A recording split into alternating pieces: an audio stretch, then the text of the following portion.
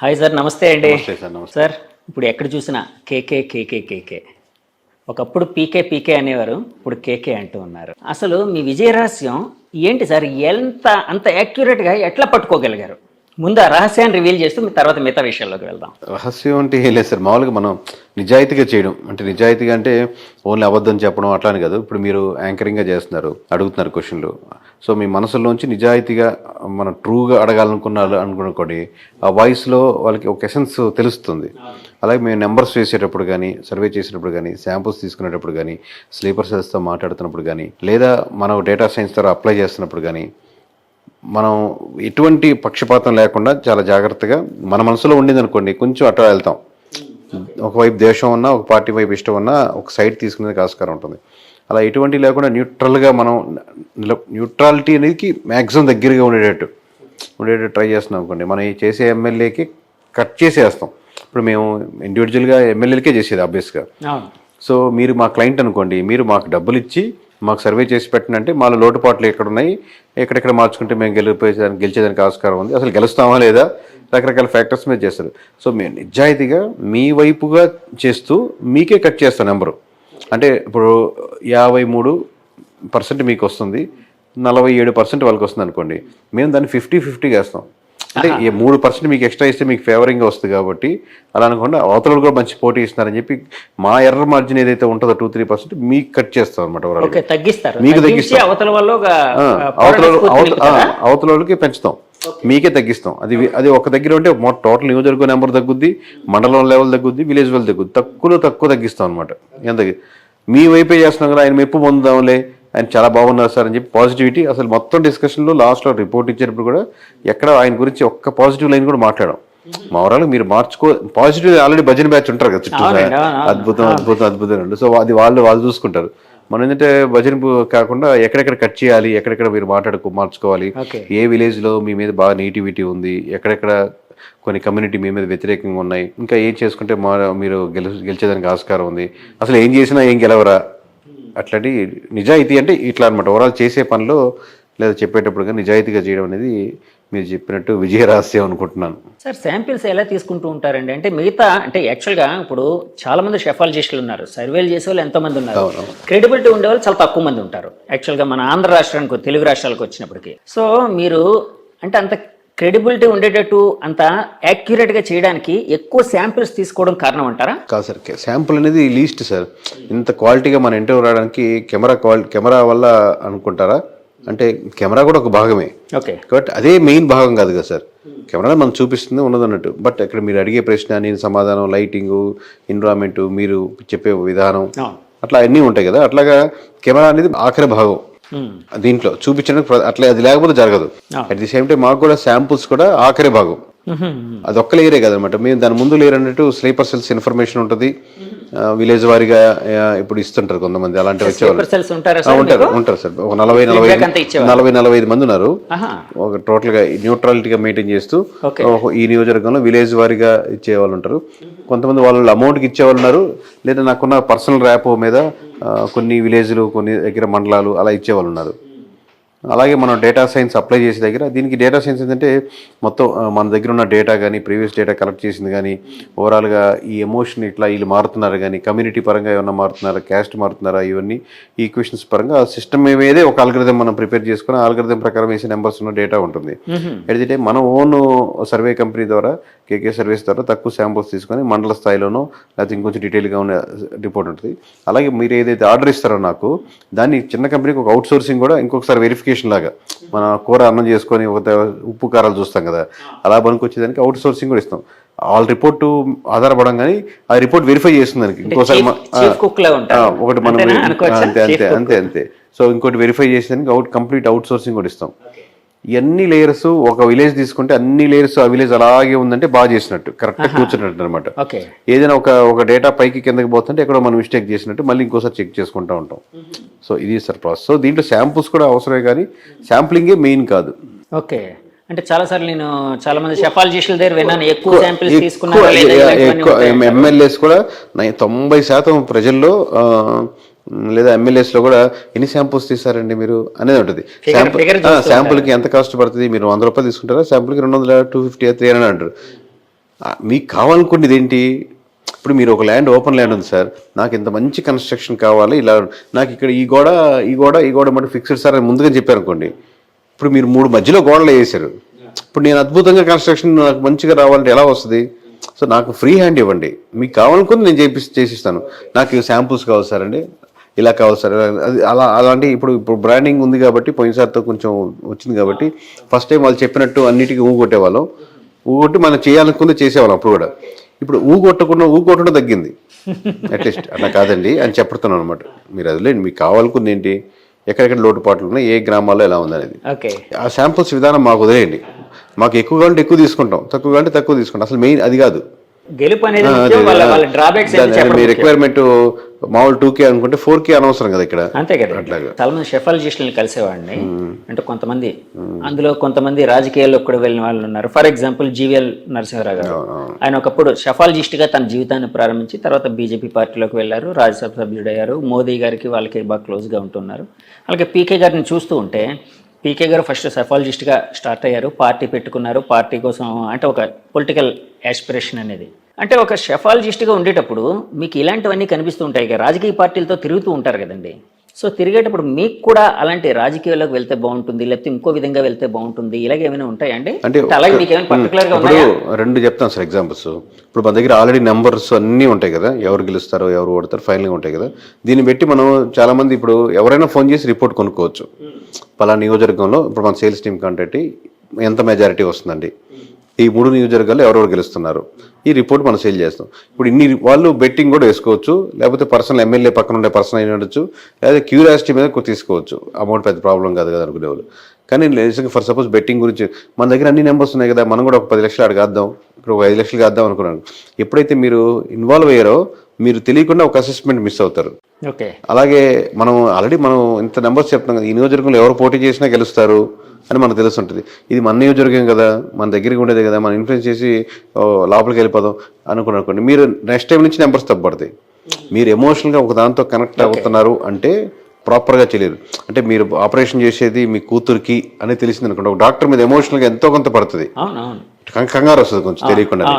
అదే నార్మల్గా మీరు ఆపరేషన్ చేస్తే చాలా సునాయాసంగా చేస్తారు ఆ డాక్టర్. సో అట్లాగే దానికి డిటాచ్డ్గా ఉంటేనే. సో ఎమోషనల్ కాంటాక్ట్ అనేది ఉండకూడదు. రాజకీయ పార్టీలతో కలవడం వేరు. అవును, కలుస్తాం, అందరినీ కలుస్తాం కాబట్టి టీడీపీ అయినా వైసీపీ అయినా ఎవరిని కలిసినా కలుస్తాం. బట్ వాళ్ళతో అటాచ్ చేయనుకోండి, లోపలికి వెళ్తే మనకు ఈ సర్వే నుంచి డిటాచ్ అయిపోవాల్సి వస్తుంది. సార్ ఇందాల బెట్టింగ్ల కోసం అన్నారు కదా, అంటే యాక్చువల్గా ఎలక్షన్స్ తర్వాత ఆల్మోస్ట్ 24 రోజులు రిజల్ట్స్ రావడానికి బాగా. సో ఆ సమయంలో మీరు మీ సర్వే ఇచ్చారు ఇదంతా. అంటే ఎలక్షన్స్ తర్వాత మీరు చాలా మందికి పనిచేశారని అప్పటికే మీకు అంటే ఒక క్రెడిబిలిటీ ఉంది, ఇప్పుడు ఇంకా ఎక్కువైంది అది బాగా. సో అలాంటి సమయంలో ఎవరైనా మీకు ఫోన్ చేసి సార్ ఏ పార్టీ మీద బెట్టింగ్ కాస్తే బాగుంటుంది, ఏ మనిషి మీద బెట్టింగ్ కాస్తే బాగుంటుంది, ఇలా ఏమైనా కాల్స్? మనం రిపోర్ట్ సేల్ చేస్తాం సార్. బెట్టింగ్ కాసుకోవచ్చా గీసుకోవచ్చా అది వారి పర్సనల్ చాయిస్. అది ఎమ్మెల్యే ప్రతి రిపోర్ట్ ఎమ్మెల్యే తీసుకోవాలని లేదు. మీరు ఎవరి తాలూకు ఎవరి నుంచి ఫోన్ చేస్తారు అది మనకు అనవసరం అది.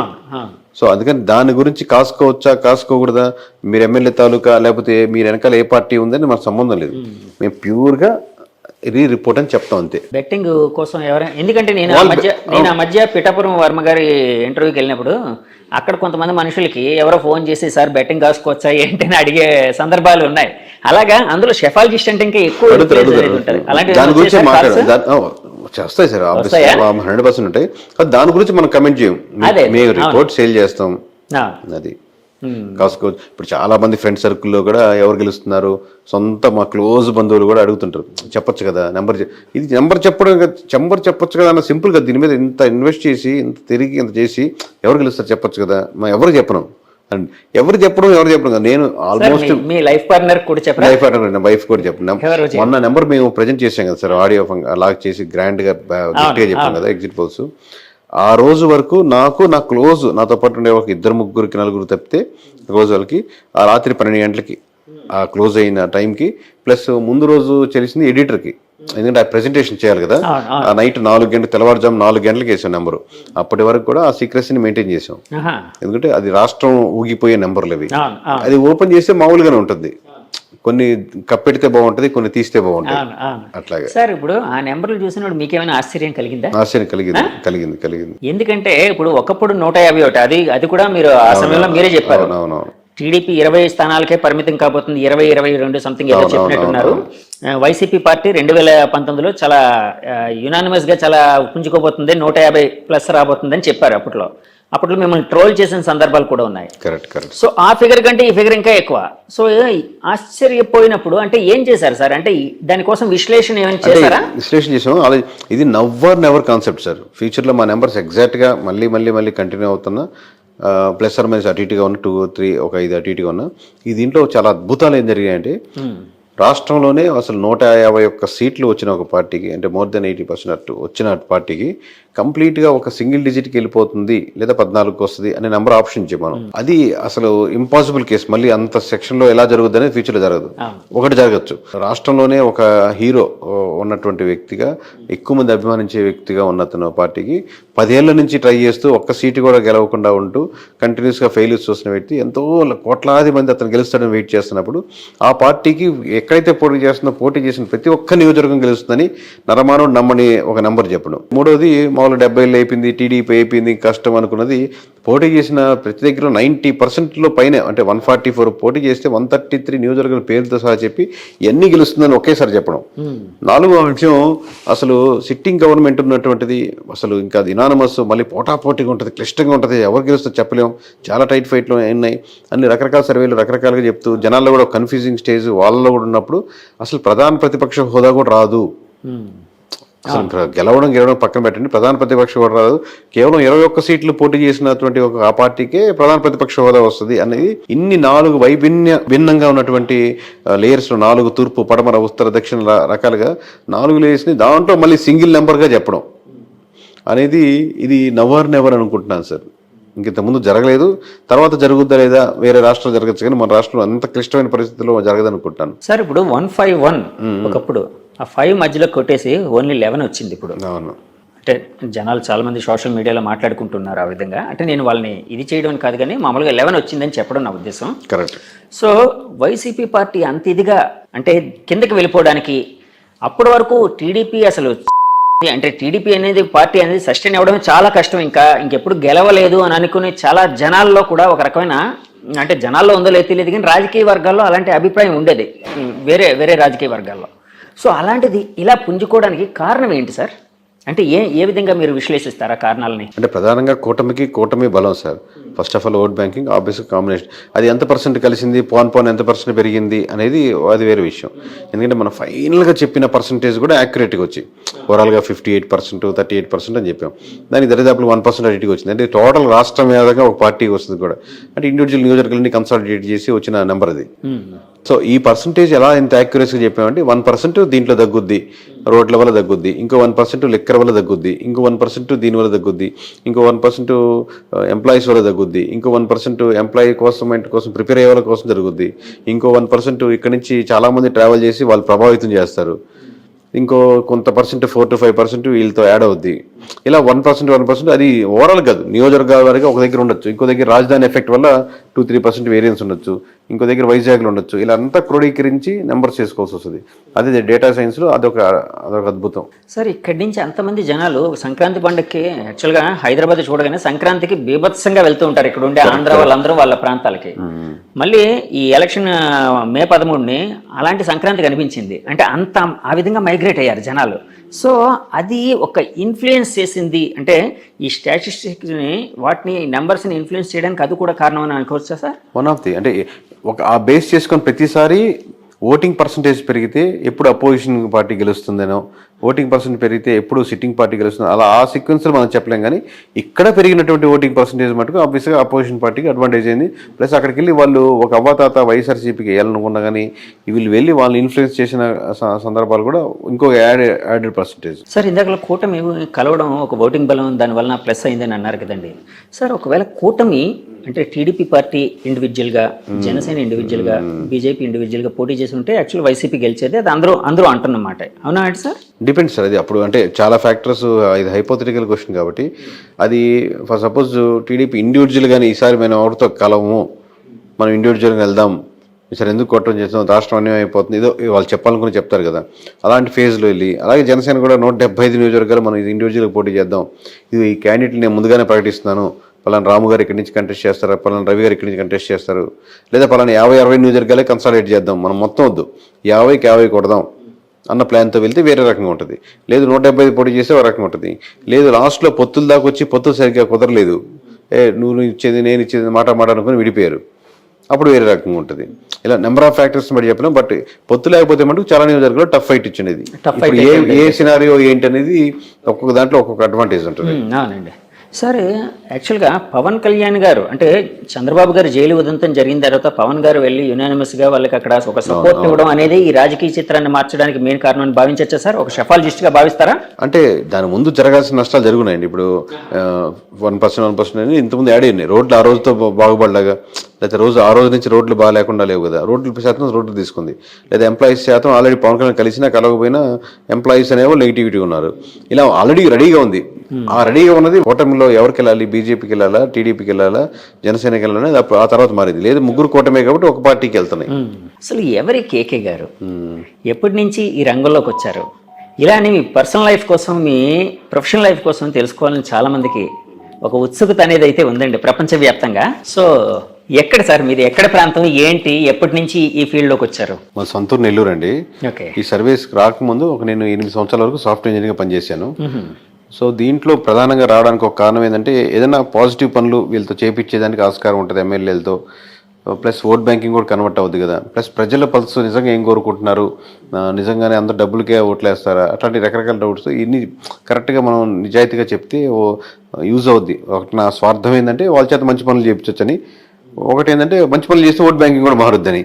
సో సర్వీస్ చేయించుకున్నాం, రిజైన్ చేసి సాఫ్ట్వేర్ నుంచి బయటకు వచ్చి చాలా కష్టాలు ఏదో కక్క మొక్కలు తినే దగ్గర ఉంటుంది. అది ఇదే పెద్ద తేడా కాదు కానీ సో ఓవరాల్గా అది చేయడం మొదలుపెట్టింది, అది సక్సెస్ అయింది, నిజాయితీగా ఉన్నారు. ఇప్పుడు ఇంకా మీ పర్సనల్ ఎవరికి వస్తే మా మిస్సెస్ పేరు ధనలక్ష్మి, మేము హైదరాబాద్లోనే ఉంటాం. నాకు 2 కొడుకులు. పెద్దవాడు 5th క్లాస్ అవుతున్నాడు, చెగువీర వాడి పేరు. రెండోవాడు వచ్చాను, వాడికి 4 years. చెగువీర అండి, మనం చెగువీర అంటాం, అతను యాక్చువల్ ప్రొనౌన్సియేషన్ చెగువర అంటాం. మేము మామూలుగా చెగు అని పిలుస్తాం. మీకు అంటే ఆ ఇన్ఫ్లుయెన్స్ ఏమైనా ఉందా అంటే అలాంటిది? అతను పవన్ కళ్యాణ్ గారు ఎక్కువ ఇన్ఫ్లుయెన్స్ అయ్యేవారు. చాలా అంటే లేదు సార్. మామూలు కమ్యూనిస్ట్, మా నాన్నగారు కమ్యూనిస్ట్ లీడర్ డిస్ట్రిక్ట్ వైజ్.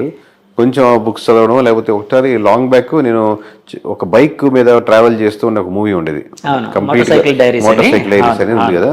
ఆ మూవీ చూశాను. మామూలుగా చూస్తున్నప్పుడు అప్పుడు ఎవరు చెగువేరు నాకేం తెలియదు అప్పటికి. మూవీ అద్భుతంగా, నాకు ట్రావెలింగ్ ఇష్టం, బైక్ అలా ట్రావెలింగ్ అనేది.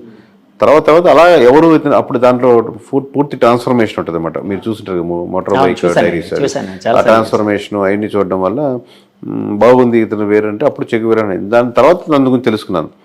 అప్పుడు వీళ్ళ ద్వారా వాళ్ళ ద్వారా పవన్ కళ్యాణ్ ఇష్టం లేదా వాళ్ళ ఇష్టం సంబంధం లేదు, నేను ఇండివిజువల్గా తీసుకుంది. బట్ కోఇన్సిడెంట్లీ వాళ్ళు అదే కనెక్ట్ అయ్యారు, నేను అట్లా అంతే. యూనిక్నెస్ 50% ఏంటంటే కనెక్ట్ అని కూడా కాదు. ఇప్పుడు అనిల్, సునీల్, రవి, కిరణ్ అట్లా ఇన్ని రొటీన్ పేర్లు కదా.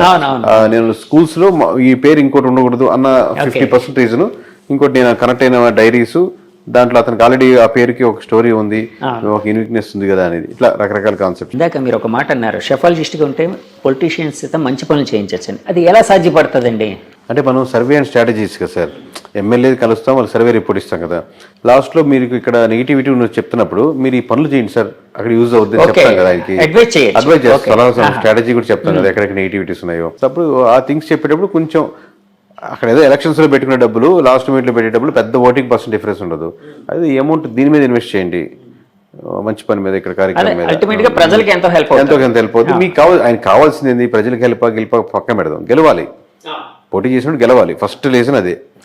ఆ రీజన్ సక్సెస్ఫుల్ అవుతుంది కదా. అదే వేరే దగ్గర పెట్టే బదులు, రేపు పొద్దున్న లాస్ట్లో 20 కోట్లు 40 కోట్లు పెట్టే బదులు ఇక్కడ 2 కోట్లు పెట్టి ఈ గ్రామంలో ఈ సమస్యను తీర్చగలిగితే ఇది స్టాండ్గా ఉండిపోతారు. దాన్ని అడ్వర్టైజ్ చేసుకుని ఇంకో ₹1 కోటి పెట్టి అదే సమస్య.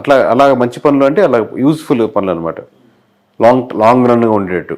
ఇది డబ్బులు ఇస్తే టెంపరీ, తలా 2,000 ఇచ్చినా తీసుకుంటే, తలా 3,000 ఇచ్చినా తీసుకుంటారు. కానీ టెంపరీ కదా, 2 రోజులు ఖర్చు అయిపోద్ది. కానీ అటుగా ఒక ఆర్గనైజేషన్గా ఏదైనా స్ట్రక్చర్గా మీరు ప్లాన్ చేశారనుకోండి, ఆ 2-3 గ్రామాలకి స్టాండర్డ్గా ఉంటుంది ఎప్పటికీ. సార్ ఇందాక మీరు ఒక మాట అన్నారు, కూటమి కలవడానికి ముందే జరగాల్సిన నష్టం జరిగిపోయింది వైసీపీ పార్టీకి.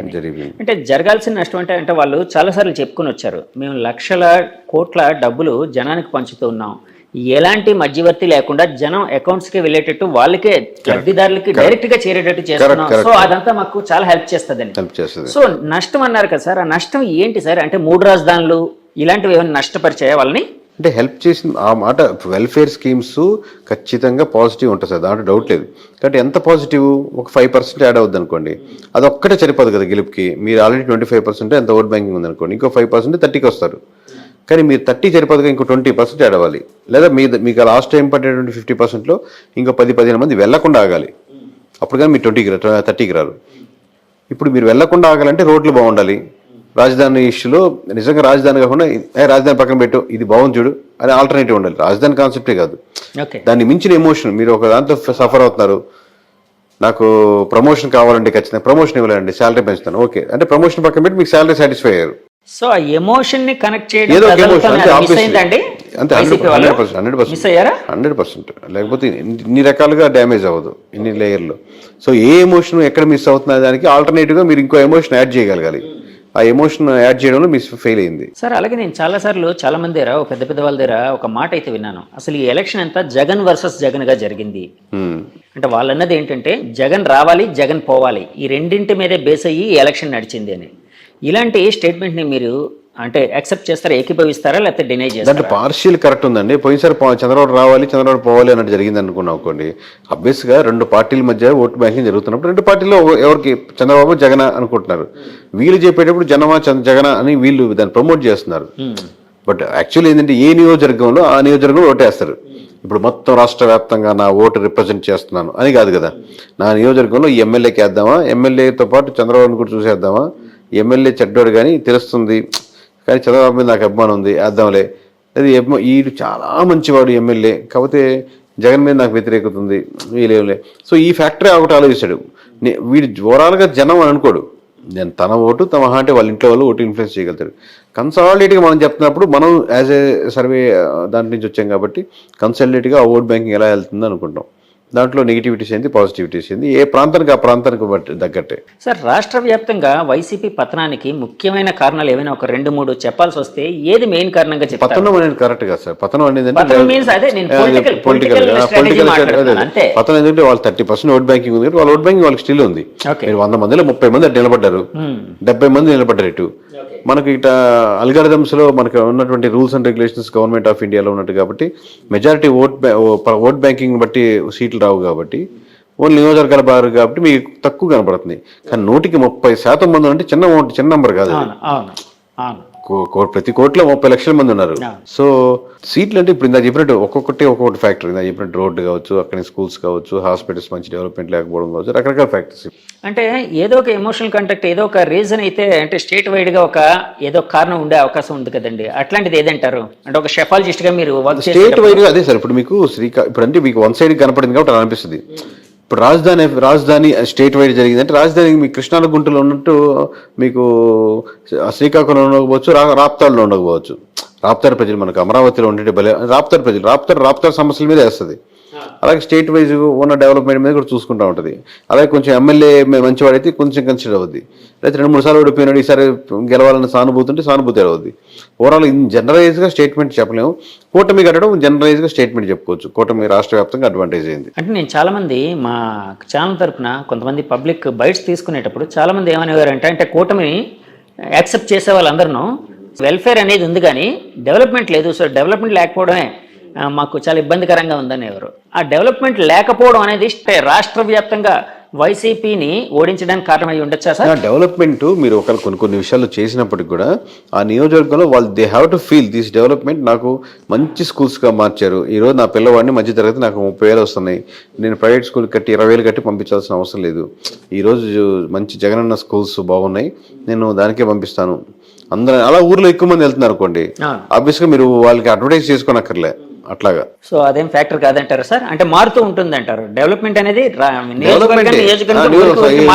సమస్య ఊరి మీద ఉంటుంది. ఓకే సార్, ఇప్పుడు మీరు 2019లో సర్వే, మీ ఫస్ట్ సర్వే అది చేసిన వెంటనే చాలా ఇది వచ్చింది. అప్పట్లో మీకు ఏమైనా ఫోన్ కాల్స్ ఏమైనా వచ్చాయి సార్? వచ్చేసరి ప్రస్తుతం ఎప్పుడు వస్తుంటాయి. ఇప్పుడు ఈ మధ్య 4 రోజులు రావట్లేదు, కానీ మామూలు బెదిరింపు కాల్స్, లేకపోతే ఇలా చేయండి, ఇలా చేస్తారు, ఎలా చెప్తారు అన్నారు.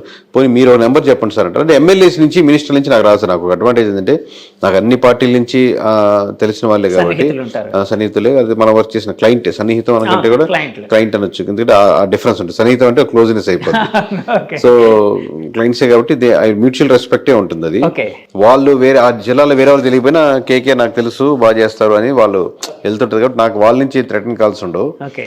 కింద ఉండేటువంటి ఎవరైనా విలేజ్లో ఉండే చిన్న వాళ్ళు పార్టీ మీద అభిమానంగా ఉండేవాళ్ళు ఒకసారిగా జీర్ణించుకోలేరు కదా. 151 అయినా జీర్ణించుకోలేరు, ఇప్పుడు 161 వస్తాయని చెప్పినా జీర్ణించుకోలేరు. వాళ్ళ కోపం అనమాట, మన పార్టీ ఎలా పోద్ది అని ఫ్రస్ట్రేషన్ అలా ఉంటుంది. అంటే చాలాసార్లు నేను విన్నది ఏంటంటే పెయిడ్ సర్వేలు ఎక్కువైపోయి ఇలానే మీరు 160+ అని చెప్పారు కదండి, అప్పుడు మిమ్మల్ని కూడా ఒక పెయిడ్ సర్వేగా ఘాటును కట్టిన సందర్భాలు ఉన్నాయా సార్ మొన్న? ఉంటాయండి. ఆ ట్రోల్స్ పంపించేవాళ్ళు అప్పుడు ఎలా చెప్తారు, లేకపోతే వీళ్ళకి అమ్ముడు పోయారు లేదా వాళ్ళకి అమ్ముడు పోయారు ట్రోల్స్ అని. కాసేపు ట్రోల్స్ చూసి ఎంజాయ్ చేసుకోవడం అంతే. తర్వాత రిజల్ట్ వచ్చాక ఇంకేం ఉండదు, చూసుకునే ఏం ఉండదు. ఇప్పుడు ట్రోల్ లేదు కదా, ఓన్లీ పాజిటివ్ ట్రోల్స్. తర్వాత రావు కదా మళ్ళీ ఆపర్చునిటీస్. ఆ ట్రోల్స్ చూసి ఎంజాయ్ చేసుకున్నాం, బాగా చేశారు ఆ ట్రోలింగ్ అని. సార్ ఇప్పుడు ఇంత యాక్యురేట్గా మీరు నెంబర్ చెప్పినప్పుడు చాలా మంది పెద్దవాళ్ళు కూడా ఎవరైనానే చాలా మంది మీకోసం సెట్ చేస్తున్న ఇది కూడా తెలుసు. ఎందుకంటే నేను నిన్న మురళీమోహన్ గారిని కలిసినప్పుడు కూడా ఆయన అన్నారు, ఆ కేకే గారు అనే ఆయన ఎవరో చాలా బాగా చేశారండి, ఆయన కలవాలి అని కూడా అన్నారు. సో అలాగా పొలిటికల్ పార్టీలు అయితే ఇంకా ఎక్కువ ఇంట్రెస్ట్ పే చేస్తుంటాయి ఎవరైనా ఇంత యాక్యురేట్గా చెప్పారని. అలాగా టీడీపీ పార్టీ అధినేత నుంచి కానీ ఇంకా వేరే పార్టీల అధినేతల నుంచి కానీ మీకు ఫోన్ కాల్స్ వచ్చాయండి? అంటే ఎలక్షన్స్ రిజల్ట్ అప్పటి నుంచి ఎవరెవరు వచ్చారు అంటే చంద్రబాబు దగ్గరికి వెళ్దాం లేకపోతే పవన్ కళ్యాణ్ దగ్గరికి వెళ్తాం అని చెప్పి నేను తీసుకెళ్తాను, నాకు బాగా క్లోజ్ లేదు అన్నట్టు. కేకే అనేది ఒక కార్డు లాగా అయిపోయింది కదా సార్. ఇప్పుడు కేకే అనే కార్డు తీసుకెళ్లి ఇక్కడ చూసి కేకే అని వస్తాను సార్, నేను తీసుకెళ్తాను సార్, అది సార్ అంటారు. నాకేమో చంద్రబాబు నాయుడు కార్డు పవన్ కళ్యాణ్ కార్డు చూపిస్తారు. ఇప్పుడు నాకు ఆ కార్డు ఎందుకు అవసరం లేదు, ఇప్పుడు నేను విజిటింగ్ కార్డు అవసరం లేదు, నేనే విజిటింగ్ కార్డు అయ్యాను కాబట్టి. సో నేను అట్టని చెప్పి బలుపుతోనే వెళ్ళాను కాదు. ఇప్పుడు ప్రమాణ స్వీకారానికి వాళ్ళ ఇండివిజువల్ సెక్షన్. మనం ఏంటంటే మన పని మనం చేసేసాం. దీపంగా ఎట్లా ఉంటాయి నిజంగా వాళ్ళకి అవసరం ఉండి ఫోన్ చేశారు అనుకోండి. ఇప్పుడు వైఎస్ఆర్సీపీ నుంచి ఎవరో ఫోన్ చేశారు, ఇక్కడ కలుద్దాం సార్, మాకు ఒకసారి చెప్పండి విశ్లేషణ ఎలా ఉంది, ఎందుకు జరిగింది ఓట్ బ్యాంక్. నేను దానికే నో అని చెప్పను. వాళ్ళకి కావాలనుకున్నప్పుడు వాళ్ళే అప్రోచ్ అవుతారు కదా, మనం వెళ్ళి కాల్ చేసి కలవాల్సిన అవసరం ఏముందని. మన వర్క్ కాదు కదా వాళ్ళు కలిసి కంగ్రాచులేట్ సార్ మీరు గెలవడానికి నాకు ఎంతో ఆనందాన్ని వస్తుంది అని అటాచ్డ్ అయిపోదాం అనేది ఉండదు. కంగ్రాచులేషన్ కాల్స్ అయితే వస్తూ ఉంటాయి కదండి పెద్దవాళ్ళ దగ్గర నుంచి. అవి 100 కాల్స్ సార్, అవి 1000 కాల్స్, 100,000 కాల్స్. నేను చెప్పిన సోకాల్ నా పేర్ల నుంచి ఏమైనా వచ్చాయండి అంటే వాళ్ళ తరపు నుంచి ఎవరో పక్కన నుండి ఫోన్ చేస్తుంటారు కదా, చాలా హ్యాపీగా ఫీల్ అయ్యారు సార్ సార్ చెప్పమన్నారు ఎట్లా చెప్తారు సార్. షెఫాలజిస్ట్ అనగానే ఒక రకమైన అంటే కత్తి మీద సాము లాంటిది మీ పని. దాంట్లో సింగిల్ నెంబర్ చెప్పడం కత్తి మీద సాము. కత్తి కొసంటుంది చూడండి, ఆ కొసం నిలబడ్డట్టు, అంచు మీద నిలబడ్డట్టు, అటు ఇటు అయితే లోపలికి దిగిపోద్ది. అవును. ఎందుకంటే ఎప్పుడైనా కూడా అంటే రాజకీయాలు అనేటప్పుడు ఒకరు ప్రేమిస్తారు, ఒకరు ద్వేషిస్తారు. మీరు ఒక నెంబర్ చెప్తే వాళ్ళకి ఫర్గా ఉందనుకోండి, వాళ్ళు విపరీతంగా ప్రేమిస్తారా, మా సూపర్గా చెప్పారా అని. అవతల వాళ్ళు నిజంగా ద్వేషిస్తారు. అంటే మీరు ఇందాక మెచ్యూరిటీ అన్నారు కదా, అది వేరే లెవెల్. అంటే మామూలు కార్యకర్త స్థాయి కింద స్థాయి వ్యక్తుల కోసం నేను కింద క్యాడర్ కోసం చెప్తున్నాను. ఇలాంటి అంటే ఒక రాజకీయ పార్టీలకి గెలుపు ఓటమి ఉంటుందండి. అంటే ఇప్పుడు ఈరోజు వైసీపీ ఓడిపోయింది, 2024లో పుంజుకునే అవకాశం ఉండొచ్చు, అంటే కరెక్ట్గా పనిచేసి ఉంటే. అంటే కూటమి కంటే కొంచెం బాగా వీళ్ళు చేయగలిగితే రేపు పొద్దున్న ఏమైనా చేయగలిగి. కానీ షెఫాలజిస్టులు కూడా అంటే కొన్నిసార్లు సక్సెస్ఫుల్గా ఉంటారు, కొన్నిసార్లు ఫెయిల్యూర్స్ లోనే అవుతారు. ఫర్ ఎగ్జాంపుల్ ఆరామస్థాన్ గారు మీరు చెప్పారు, ఆరామస్థాన్ గారు చెప్పారు. ఆరామస్థాన్ గారిది అంటే ఓడిపోయిన తర్వాత ఫుల్ జనాలు ట్రోల్స్ చేయడం, ఆయన ఫోన్ స్విచ్ ఆఫ్ చేసుకోవడం ఇలాంటివన్నీ జరిగాయి. సో అంటే షెఫాలజిస్టులు కూడా ఇంత ద్వేషం అంటే ఇంత నెగిటివిటీ ఉండడం అవసరం అంటారా? అంటే ప్రజల నుంచి లేకపోతే ఆ క్యాడర్ నుంచి. ఇప్పుడు ఎవరో ఒక అతను వచ్చేసి జగన్మోహన్ రెడ్డి గారు 150 వస్తున్నాయి, లేదా పవన్ కళ్యాణ్ గారికి 21 వస్తున్నాయి అనుకోండి, దాని మీద అటెన్షన్ రాదు, ఎవరు చూడరు, పెద్ద కమెంట్ రాదు, 1-2 కమెంట్లు వస్తాయి. కానీ ఒకరు నమ్మి వాళ్ళ బ్యాక్గ్రౌండ్ వర్క్ బాగుండి అటెన్షన్ తెచ్చుకొని చేసినప్పుడు ఆబ్వియస్గా మీరు కొంచెం దగ్గరగా ఫీల్ అయితే ఇబ్బంది ఉండదు. మరీ దూరంగా తూర్పు అంటే పడమర అంటే తూర్పు అంది అనుకోండి, ఆబ్వియస్గా దాని మీద పార్టీలకి వ్యక్తులకి ఇట్లా రకరకాల వ్యక్తులు ప్రభావితం అవుతుంటారు. కాబట్టి ఆ ప్రభావితం చెందినవాడు తప్పనో ఒప్పనో దానికి తీవ్రంగా కమెంట్ చేస్తారు. రిజల్ట్ వచ్చాక ఇంకా అసలు తీవ్రం అయిపోతుంది, ఇంకా మామూలుగా కాదు అంతే. సో మామూలుగా మోస్ట్లీ చెప్పేది ఏంటంటే మీరు ప్రాపర్గా ఉంటే మటుకు ఆబ్వియస్గా ప్రజలు అభిమానిస్తారని అనుకుంటున్నాను. మనం మిస్ అయితేనే మిస్ కొడుతుంది సార్. ఇప్పుడు 2024 ఎలక్షన్ అయిపోయింది, ఇప్పుడు ఫామ్ అవుతుంది కూటమి. ఒకవేళ 2029లో మళ్ళీ వీళ్ళు కూటమి వాళ్ళు రావాలి అంటే ఎలాంటి డెవలప్మెంట్స్, ఎలాంటి ఫ్యాక్టర్స్, అంటే ఎలాంటి మంచి పనులు, ఇందాక మంచి పనులు అన్నారు చూడండి, కొన్ని అడ్వైజ్ చేస్తూ ఉన్నారు కదా. ఒక షెఫాలజిస్ట్గా అడ్వైజ్ చేయాల్సి వస్తే ఎలాంటి పనులు వీళ్ళకి కూటమి వాళ్ళకి చంద్రబాబు నాయుడు గారికి అడ్వైజ్ చేస్తారు మీరు? సో ఖచ్చితంగా అండి, మనం లాస్ట్ టైము చెప్తున్నాం, ఈసారి చెప్తున్నాం, మీరు ఓన్లీ వెల్ఫేర్ స్కీమ్స్ మీదే ఆధారపడి గవర్నమెంట్ నడుపుతున్నామంటే అవతల పార్టీ ఏది ఉంటుంది అప్పుడు ఏది క్యాప్చర్ చేయగలుగుతుంది అది వేరే విషయం. బట్ ఓన్లీ ఫ్రీ స్కీమ్స్ మీద డిపెండ్ అవుతుందండి. ఇప్పుడు మీకు సూపర్ 6 అని పెట్టారు సార్, సూపర్ 6లో ఒకటి తీసేయండి పోనీ, ఇది బస్సుల్లో ఫ్రీ ప్రయాణం తీసేశారు అనుకోండి, స్టిల్ ఇదే నెంబర్ వచ్చిండేది. ఈ నెంబర్లో ఎటువంటి మార్పు ఉండేది కాదు అవునా? ఆహా. ఓవరాల్గా లేదు. ఇంకొంచెం ముందుకెళ్ళి సిలిండర్లు తీసేశారు అనుకోండి, 3 సిలిండర్లు 3 సిలిండర్ తీసేసారు, అది పెద్ద మార్పు లేకుండా ఇంచుమించు ఇదే రేంజ్ లో ఉండేది. ఎక్కడో చిన్న డిఫరెన్స్ తప్పితే 1% తప్పితే. అంటే ఎందుకు సార్ వ్యతిరేకత అంత ఎక్కువగా ఉందనా? వ్యతిరేకత ఎక్కువ ఉంది. పీపుల్ ఎక్స్పెక్ట్ చేసేది ఎక్కువ. మీరు కన్విన్స్ చేయగలగాలి. ఇప్పుడు ఫ్రీ స్కీమ్స్ ఏదైనా తగ్గించిన లెట్స్ పెన్షన్ ఉంది, పెన్షన్ మంచి స్కీమ్ అనుకుందాం, దాంట్లో ఎక్కువ మంది ఎఫెక్ట్ పడుతున్నారు అనుకుందాం అనుకోండి. మీరు ఏదైనా స్కీమ్ తీసేయాలనుకుంటే పీపుల్ని కన్విన్స్ చేసే ఆప్షన్ ఉందన్నమాట ఎక్కువ. ఎందుకంటే ఎందుకు తీస్తున్నాను, ఈ స్కీమ్ ఎందువల్ల ఉందో ఉపయోగం ఉంది, ఆ పార్టీలు ఇచ్చి ఇలాగే పోతున్నాయి. ఇప్పుడు మీరు ఎక్స్పెక్ట్ చేసేటట్టు మంచి స్కూల్స్, గవర్నమెంట్ స్కూల్స్ మీరు ఎక్కడికి పోనక్కర్లేని రాసిస్తాను, మీరు ఎలా అనుకుంటే వెళ్ళండి, మంచి ఇంటర్నేషనల్ స్కూల్ కావాలి అనుకుంటారు. కానీ మీకు కావాలంటే మంచి గ్రౌండ్, బేసిక్ నీడ్స్, మంచి స్టాఫ్, టీచర్స్, మంచి ఎడ్యుకేషన్ ఉండేటట్టు, లేదా ఏదైనా ప్రైవేట్ స్కూల్కి గ్రౌండ్ లేని ఉండేటట్టు ముక్కుపాదం లాంటి తొక్కేసి, నా దృష్టిలో 5 సంవత్సరాలు దాటే లోపల 5 సంవత్సరాలు దాటిన కుర్రోడు వరకు 25 సంవత్సరాల వరకు మీరు ఎక్కడ ఎడ్యుకేషన్లో 3 చూసుకోవాలనుకున్నా డెవలప్ చేస్తాను. మీరు కావాలంటే నేను ఫ్రీ గవర్నమెంట్ స్కూల్ కాబట్టి ఫ్రీ అని కూడా చెప్పాల్సిన అవసరం లేదు. మీరు ఎంతో కొంత బేసిక్ ఫీజు స్ట్రక్చరు ఎందుకంటే పూర్తిగా గవర్నమెంట్ భారం పడకుండా అలా ఉండేదని డెవలప్ చేద్దాం. దీనికి కావాలంటే ఎన్ఆర్ఐస్ చాలామంది ఉన్నారు కాబట్టి స్కూలింగ్ వరకు స్టాండర్డైజ్ చేసేద్దాం. ఇంకా నెక్స్ట్ 25-30 సంవత్సరాలు 50 సంవత్సరాల వరకు చూసుకోవాల్సిన అవసరం లేకుండా తయారు చేద్దాం అని కన్విన్స్ చేశారనుకోండి, అసలు మీరు అడ్వర్టైజ్ చేసుకోవాల్సిన అవసరం లేదు. పీపుల్ ఓట్లు మామూలుగా గుద్దుతారు వచ్చి. అంటే పీపుల్ని పాలసీ ఒకటి చేంజ్ చేసేటప్పుడు ఒకటి మేక్ చేసేటప్పుడు 360 degrees ఆ పాలసీకి ఆలోచించి ఓన్లీ ఓట్ బ్యాంకింగ్ ప్యాటర్న్లోనే కాకుండా ఇది లాంగ్ టర్మ్గా ఎలా ఉంటుందని ఆలోచించి దాన్ని ఇప్పుడు మా ద్వారానే కదా ఎవరైనా ఒక ప్రైవేట్ మీరు చేసే సర్వే వేరు, అవుట్సోర్స్ అంటే సంబంధం లేకుండా మీ పార్టీతోనో గవర్నమెంట్తోనో సంబంధం లేకుండా అవుట్ సైడ్గా మాలాంటి సంస్థలు ఇంకో ఏదైనా సంస్థ దాన్ని చేపించి ఏంటి ఆ పాలసీ మేకింగ్లో ప్లస్లు ఏంటి మైనస్లు ఏంటి, దీన్ని ఎంత ప్రభావితం చెప్పొచ్చు, దీని బడ్జెట్ అన్ని ఓవరాల్ డిస్కస్ చేసుకుని ముందుకు వెళ్ళగలిగితే అది చేంజెస్ ఉంటాయి. పీపుల్ ఎలాంటి మార్పులు ఉంటాయని లేదు ఓన్లీ ఈ పథకం ఇద్దామా అని చెప్పి ఒక పథకాలు పెట్టుకుంటా పోతే ఓట్ బ్యాంకింగ్ ప్యాటర్న్ పెద్దగా మారవు. ప్రజల జీవితాల్లో మీరు మార్పు తీసుకొస్తే ఓట్ బ్యాంకింగ్ మారుద్ది సార్. అదే అలానే అంటే ఇప్పుడు ఫ్రీ ఎడ్యుకేషన్ అంటే ఎడ్యుకేషన్ సిస్టమ్ కోసం ఇప్పుడు చెప్పారు. అంటే 2024లో నా క్వశ్చన్లోని 2024లో చంద్రబాబు గారికి మళ్ళీ గెలవాలి అంటే ఎలాంటి అడ్వైజ్ ఇస్తారు, షెఫాలజిస్ట్గా అన్నాను కదా, ఇప్పుడు ఎడ్యుకేషన్ కోసం చెప్పారు. ఇంకా అలాంటివి ఇంకేమైనా ఉన్నాయా సార్? అలాంటి చాలా ఉన్నాయి సార్. అది ఒక సెక్షనే, ఒక మినిస్ట్రీకి సంబంధించిన సెక్షన్ కదా, ఎడ్యుకేషన్ మినిస్ట్రీకి సంబంధించిన సెక్షన్. అలాగే అన్ని మినిస్ట్రీస్ ఇప్పుడు సోలార్ పవర్ ఉంది, విండ్ పవర్ ఉంది, లేదా వాటిని ప్రైవేట్కి ఇండిపెండెంట్గా ఉన్న ఇంటికి కనెక్ట్ చేయడం. ఓన్లీ మనకు చాలా చెప్పారు సార్, కెమికల్ లెస్ ఫుడ్ తయారు చేయదు. అసలు మీరు ఎంత రియాలిటీగా నిజంగా ఎంత అప్లై చేశారు? ప్రతి ఒక్క ఫుడ్ మీద కెమికల్ ఉంది. దీంట్లో కొంతమంది సెక్షన్ కనెక్ట్ అవుతూ ఉంటారు. కెమికల్ లేని ఫుడ్ తినాలనుకున్న సెక్షన్ ఒకటి. నా గవర్నమెంట్ స్కూల్కి పంపించలేక ప్రైవేట్ స్కూల్కి వెళ్ళి నా పిల్లలకి నాకు వచ్చే 30,000లో 2 పిల్లల స్కూల్ ఫీజులు ఆ ఫీజులు కట్టాలంటే దాంట్లో 20,000 ఖర్చు అయిపోతూ ఉంటుంది. అది కాక రెంట్లు గింట్లు వేరే విషయం. అసలు 20,000 శాలరీ కోసం ఎక్కడో వైజాగ్కో విజయవాడకో హైదరాబాద్కో వెళ్ళాల్సిన అవసరం లేదు. ఒక స్పెషలైజేషన్ అంటే వేరే విషయం, అది మండలాల్లో పెట్టలేము. సో మండలంలోనే నాకు సింపుల్గా నాకు ఎక్కడే సొంత ఇల్లు ఉంది, ఈ 15,000 20,000 ఇక్కడ నేను వెళ్ళి సంపాదించుకునేదానికి చిన్న పరిశ్రమలు ఇలా ఒక్కొక్క లేయర్లో ఉంది సార్. మొత్తం కలిపి ఒక లేయర్ కాదు. So as a chief minister of Andhra Pradesh you have to take a decision అని ఒక్కొక్క లేయర్ స్టాండర్డైజ్ చేయాలి. ఇది చెప్పాను, ఇది చేయలేకపోతున్నా దాన్ని ముందుకు వచ్చి బ్లఫ్ చేస్తారన్నమాట ఎక్కువ. ఎందువల్ల నాది కదా, వాళ్ళ వల్ల ఇలా అయిపోయింది, వీళ్ళ వల్ల ఇలా అయిపోయింది అని చెప్పి నువ్వు బ్లఫ్ చేసి యాక్సెప్ట్ చేసి యాజ్ ఎ లీడర్గా ఎందుకంటే నేను హోప్ పెట్టిస్తారు. నువ్వు తప్పు ఒప్పుకొని సారీ సార్ నేను 10 నిమిషాలు లేట్గా వచ్చానని అంటే మీరు యాక్సెప్ట్ చేశారనుకోండి ఒప్పుకుంటారు దానికి. అంటే యాక్చువల్గా జగన్మోహన్ రెడ్డి గారు గెలిచిన వెంటనే 5 లక్షలు 10 లక్షల సంథింగ్ ఏదో ఉద్యోగాలు అన్నారు, ఏదో 20 లక్షల సంథింగ్ నెంబర్ నాకు గుర్తులేదు. కానీ సో ప్రతిపక్షాల నుంచి టీడీపీ నుంచి ఎక్కువ విమర్శలు ఏమొచ్చాయంటే వాళ్ళు చేయలేదు అని అన్నారు. సో జనాలు కూడా దాన్ని ఫీల్ అయ్యారు.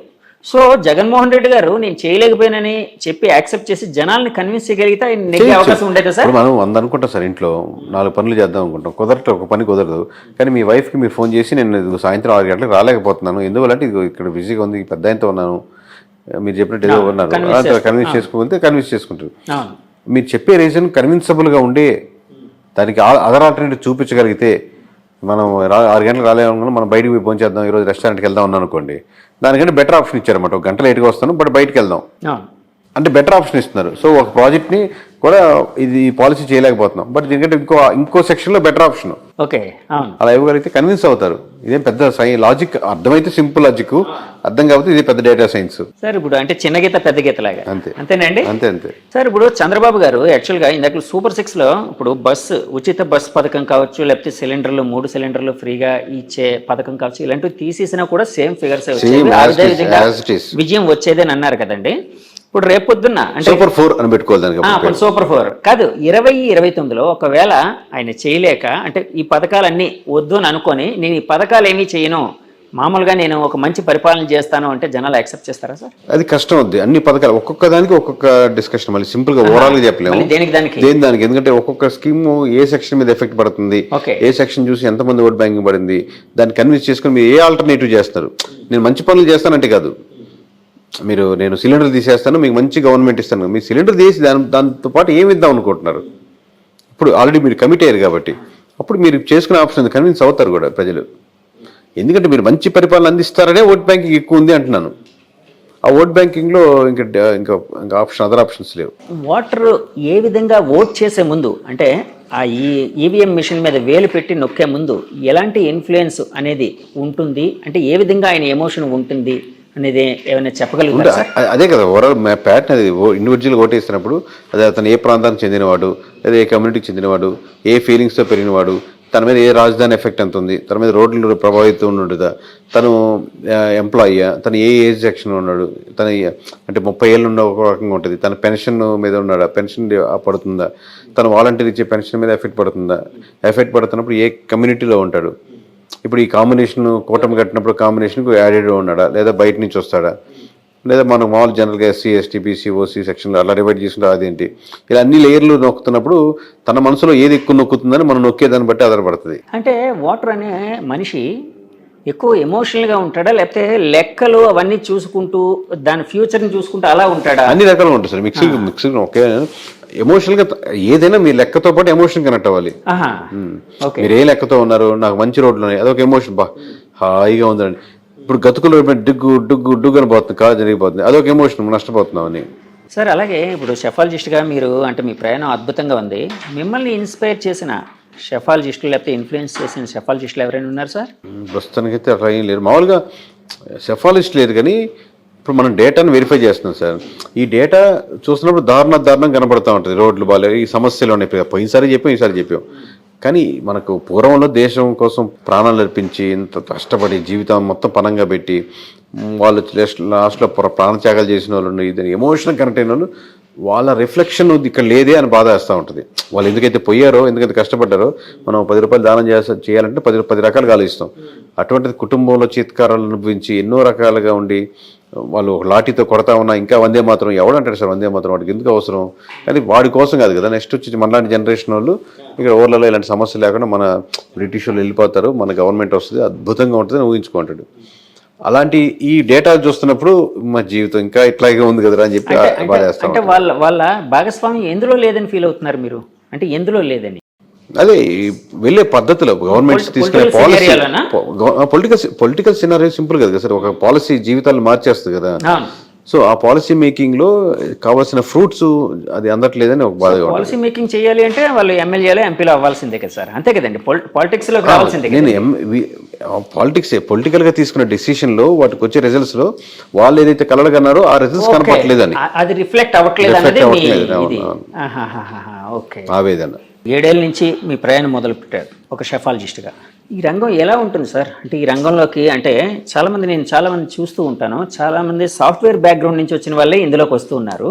అంటే ఈ రంగంలోకి ఓన్లీ సాఫ్ట్వేర్ వాళ్ళే వస్తున్నారా, ఇంకా రకరకాల? అంత స్కోప్ లేదు సార్, యాక్చువల్లీ అందరికీ తక్కువే. ఇప్పుడు నేను అయిపోయాను కాదు, మామూలుగా దీంట్లో స్కోప్ చాలా. ఇప్పుడు ఏపీ వరకే చూసుకున్నాం సార్, 170 నియోజకవర్గాలు మహా అంటే మీకు ఉండేది, ప్లస్ టైమింగ్ చాలా తక్కువ. అంటే లోకల్గా చేసుకున్నాం, మళ్ళీ 5 years తర్వాత ఏం చేస్తారు? ఇప్పుడు మనది సెక్షన్ అంటే లైక్ సీజనల్ బిజినెస్, సీజనల్ గా ఉంటుంది, ఆన్ రెగ్యులర్ బేసిస్ ఉండదు. అంటే ఒక నియోజకవర్గం వరకు ఒక జిల్లా వరకే చేసుకున్న చెప్తున్నారు, మళ్ళీ 5 years ఏం చేస్తారు? సో అట్లా అని చెప్పి జనాలు అనుకున్నట్టు కోట్లు వచ్చేయడం అలాంటివి ఏమి ఉండదు. అది వేరే విషయం లేండి. మామూలుగా ఓవరాల్గా స్టేట్ వైడ్ కంట్రీ వైడ్ చేయగలనుకున్నారు, దాంతో మీకు వాళ్ళు ఇచ్చే డబ్బులతో ఖర్చులే పోతాయి. సో మీరు ప్యాషనేట్గా ఏదో ఇట్లాంటి చేయాలనుకుని వచ్చిన వాళ్ళకి కొంచెం చాలా వరకు 99% ఈ ఫీల్డ్ అది మేబీ ఇంకా దానికంటే బెటర్ ఫీల్డ్తో ఆలోచించి రావచ్చు, కానీ ఇండివిజువల్గా ఏదో కొంచెం కన్ఫైన్ అవుదాం అనుకున్న మటుకు కష్టమే. అంటే ఈ ఎలక్షన్లో సెఫాలజిస్టులు ఎక్కువ మంది పెరిగిన వాతావరణం అయితే కనిపిస్తున్నట్టు ఉంది కదండి. అంటే ఎక్కువ మంది పర్సెంటేజ్ పెరుగుతూ ఉంటుంది సార్. హోటళ్ళు కూడా ఉండేది మనకు అప్పుడు ఇక్కడ ఈ లైన్లో ఒక హోటలే ఉంది, ఇప్పుడు 4 హోటల్స్ ఉన్నాయని చెప్పి అందరూ ప్రజలేం పెద్ద అద్భుతంగా మారదు. ఇప్పుడు 4 హోటల్స్ వచ్చాయంటే ఈ 4 సంవత్సరాల్లో ఆ వీధిలో 4 రెట్లు పెరగలేదు. అదే మనుషులు ఉన్నారు, అదే కూడా అదే అపార్ట్మెంట్లు, హోటల్ మటుకు 4 వచ్చాయి. ఈజీ కదా పెట్టడం. ఇప్పుడు ఒక ఎమ్మెల్యే అప్రోచ్ అయ్యి ఎలా చేస్తారు ఏంటి అని అనవసరం, ఒక్కొక్కటి ఒక మెథడాలజీ రైట్ రాంగ పక్క పెడదాం. సో అలా సంవత్సరాలు పెరిగే కొద్దీ ఈజీ అవుతుంది, బట్ క్రీమీ లేయర్లో కొన్నే ఉంటాయి ఆబ్వియస్లీ. మీరు ఇప్పటి వరకు ఏ పార్టీకి సార్ వర్క్ చేశారు? అన్ని పార్టీలు వర్క్ చేస్తాం, టీడీపీ అందరికీ ఇండివిజువల్ గానే, పార్టీగా కాదు. ఎవరికైనా పార్టీ పరంగా ఏమైనా చేసిన సందర్భాలు చేయలేదు. ఏ పార్టీ వాళ్ళైనా మాకు చేయించండి ఇట్లా, అంటే ఆ పార్టీలో ఉండే ముఖ్య నాయకులు ఏదైనా అడుగుతున్నాను అనుకుంటే ఇన్ఫర్మేషన్ వాళ్ళకి చెప్తుంటాం, కానీ ఆ పార్టీకి అసోసియేట్ ఏం చేయలేదు. ప్రశాంత్ కిషోర్ గారు అంటే అప్పుడు తెలుగు రాష్ట్రాల్లో చేశారు, తర్వాత బీహార్, ఇంకా రకరకాల బెంగాల్, వెస్ట్ బెంగాల్, ఇంకా రకరకాల ప్లేసులకు వెళ్ళారు కదా. అలాగే ఏమైనా మీకైనా ఆలోచనలు ఉన్నాయి? అది ఆబ్వియస్లీ చేస్తాం సార్. మామూలుగా చిన్న ఎమోషనల్ డిఫరెన్స్ ఉంటుంది, కానీ ఒక స్టేట్కి మిగతా నెంబర్స్ అన్ని సేమ్ ప్యాటర్న్లో ఉంటాయి చేసే పద్ధతి. ఇప్పుడు మీరు తమిళ్లో ఇంటర్వ్యూ చేయాలంటే ఓన్లీ భాష డిఫరెన్స్ చెప్తే ఎలా అడగాలి, ఎలాంటి క్వశ్చన్ అడగాలి, ఎమోషన్ అన్ని ఒకటే ఉంటుంది. సో లాంగ్వేజ్ ఒకటే బ్యారియర్ కదా. సో అట్లాగా చిన్న ఇబ్బందులు ఉంటాయి, బట్ అక్కడ లోకల్ టీమ్ని మనం ఇన్వాల్వ్ చేసుకొని వాళ్ళతో వెళ్తే ఎక్కడైనా చేయొచ్చు ఇండియా మొత్తం మీద. భారతదేశం అనేది వసుదైక కుటుంబం అంటారు. అంటే డిఫరెంట్ పీపుల్, రకరకాల లాంగ్వేజ్ పీపుల్ ఉన్నా కూడా వాళ్ళ ఎమోషన్ అనేది కనెక్ట్ చేస్తూ ఉంటుంది భారతదేశాన్ని. సో అందుకే ముందుకు వెళ్ళగలుగుతుందని చాలాసార్లు చెప్తూ ఉంటారు కదండి. నేను దీన్ని అంటే మీకు పొలిటికల్ సినారియోలో అడుగుతున్నాను. భారతదేశంలో ఓటరు అంటే రకరకాల ప్రదేశాల్లో ఇందాకలు అన్నారు కదండి, ఒక్కొక్క చోట ఒక్కొక్క ఓటరు రకరకాల సమస్యలు లేకపోతే రకరకాల ఆలోచనలు, రకరకాల డెవలప్మెంట్ కోరుకుంటూ ఉంటాడు ఇలాగని. కానీ వీళ్ళందరినీ కనెక్ట్ చేసే ఏదైనా అంశం ఏదైనా ఉందండి భారతదేశం పరంగా చూసుకోవాలంటే ఓటర్ని? భారతదేశమేనా? మరి అలాంటప్పుడు ఇండియా కూటమి గెలవడానికి అంటే కొంచెం పుంజుకోవడానికి అదే కారణం అంటే అనుకోవచ్చా? అట్లా ఉండదు సార్. ఇండియా I.N.D.I.A అది ఇండియా కాదు కదా. ఇండియా వేరు, ఇండియా అనే ఎమోషన్ వేరు. అది ఇండియా కూటమి రేపు పొద్దున్న గెలవచ్చు ఓడవచ్చు, అట్లా కదా. ఇండియా పేరుని పెట్టుకున్నాం కానీ ఇండియా కూటమికి ఎక్కువ వేద్దామని, భారతీయ జనతా పార్టీలో భారతీయ ఎక్కువ ఉందని భారతీయ జనతా పార్టీకి వేయడం కానీ, జనసేనలో సేన ఉందని సేనకి వేద్దామని అట్లా ఉండదు. వేయాలనుకుంటే వేస్తారు, పేరు ఏదైనా సరే. సార్ ఇప్పుడు మీరు ఒక సెఫాలజిస్ట్గా రాజకీయాలు అన్నీ పరిశీలిస్తూ ఉంటారు కదా సార్, పరిశీలిస్తారు సార్? పరిశీలిస్తాం అందరినీ. సో మోదీ గారు మేనియా అంటే వాళ్ళు 400 సీట్లు అన్నారు. సో చాలా తక్కువ వచ్చాయి, 290+ ఏదో సంథింగ్ ఏదో వచ్చాయి. సో అలా కావడానికి కారణం ఏంటంటారు సార్? ఒక సెఫాలజిస్ట్గా మీ ఆలోచన ఏంటి, విశ్లేషణ ఏంటి? అదే ఆబ్వియస్గా థర్డ్ టర్మ్ కాబట్టి వ్యతిరేకత ఉంటుంది. అలాగే 2 times టర్న్ చేస్తున్నారు కాబట్టి ఇంకా వాళ్ళు పుంజుకుంటున్నారు. అట్ ది సేమ్ టైం రకరకాల కాంబినేషన్ వచ్చాయి. ఆ సబ్జెక్ట్ మనం నేషనల్ వేరే టాపిక్ పెడదాం, బట్ ఓవరాల్గా జనరలైజ్ చెప్పాలంటే ఈ ప్రధానమైన అంశాలు ఏంటంటే, ఆబ్వియస్గా బీజేపీ ఉన్న కోర్ ఓటు బ్యాంకింగ్లో బీజేపీ పడేదంతా బీజేపీ ఓట్ బ్యాంకింగ్ కాదు. బీజేపీ కోర్ ఓటర్స్ ఉంటారు, at the same time Congress మటుకు రాకూడదు అనుకునే దానికి ఇమీడియట్గా కనపడే ఆల్టర్నేటివ్ ఉండేవాళ్ళు ఉంటారు. అలాగే ఇండివిజువల్గా ఎంపీ క్యాండిడేట్లు వాళ్ళు సొంతంగా తెచ్చుకునే ఓట్ బ్యాంకింగ్ 5% 10% ఉంటుంది. ఇలా మొత్తం మీద కాంబినేషన్, కానీ ఆ కాంబినేషన్ ట్యాక్స్ తగ్గుతూ ఉందన్నమాట. సార్ నా లాస్ట్ క్వశ్చన్, ఒక సెఫాలజిస్ట్గా మీరు ఆలోచిస్తూ ఉంటే 2029కి అంటే యాక్చువల్గా చంద్రబాబు గారు అంటే 75 ఏళ్ళు చాలా అంటే నవ యువకుడిలా పోరాడారు, చాలా గొప్పగా పోరాడారు. సో వ్యతిరేకులు కూడా ఆయన ఫైటింగ్ స్పిరిట్ని చాలా మెచ్చుకుంటూ ఉంటారు. సో 80 ఏళ్ళు వచ్చేస్తాయి ఆ టైంకి, అంటే నెక్స్ట్ ఎలక్షన్కి. సో ఆ సమయంలో ఒక యంగ్ బ్లడ్ అనేది అవసరం, ఒక యంగ్ లీడర్స్ అనేది అవసరం. ఇప్పుడున్న యంగ్ లీడర్స్లో పవన్ కళ్యాణ్ గారు అండ్ లోకేష్ గారు టీడీపీ, పవన్ కళ్యాణ్ గారు జనసేన.